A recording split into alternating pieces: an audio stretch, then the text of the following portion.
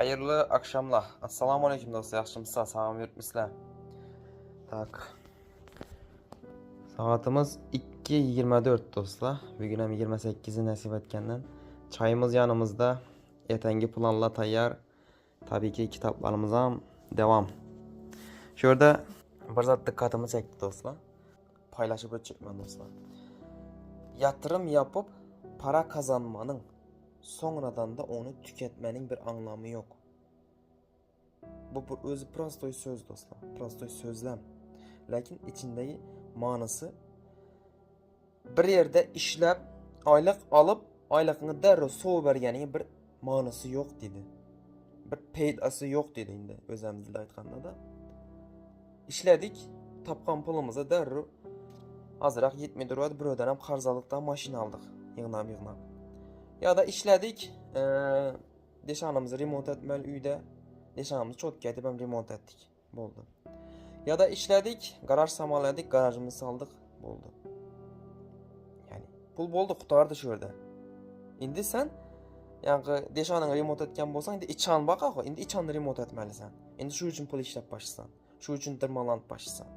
Ama sata bakan maşinini indi üzettirmeli, remont etmeli, bezemelisən, indi şu üçün dırmalanıp başlasan. Onun sağan garajın hele üstü bastırılıp, ucu içini koyup, hele girgenden sonra onun içine maşina alasın yap başladı. Yine bazat etesin yap başladı. Yani tutar mıydı? Bu arzu havas tutar mıydı? Dırmalanıp şu zatlara taşı veresen pullarını. Yaman zat emas, hemmeçkem yaxşı zat. Hemmeçkem özümüzü yaşadığın yüyümüz, yaşadığın zatımız. Lakin işlep pulun hemmeçkem şuna yatırı veresen boldu. Aynı yakında sen stopsan. Elindeki ayı yine dırmalanmaya başlasan. Yani yatırım yapmıysan. Misal için 1000 dolar aylık alıp otursan 1000 doların 500'ünü üyüne 500'ünü hem yatırımına. Yok. Yatırıma isat kamıydı. Hemme pulunu yatırı veresen. Karano dedi.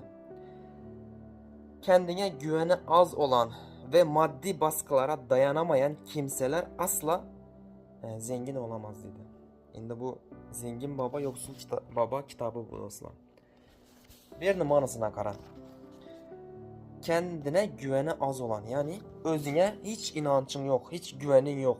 Et bilememmeken, kolumdan gelemeken, et bilmesem çık buladı. Yarım yolda kayıp getemem o. Et bilmen o. İşte özüne güvenin yok, özüne inancın yok. Bu bir. Kendine güveni az olan ve maddi baskılara dayanamayan kimseler. Maddi baskılar, pulsuzluk, çaresizlik. Bir iş başladın, yarına geldin. Yok, maddi yok. Maddi taraftan padişka yok. Yani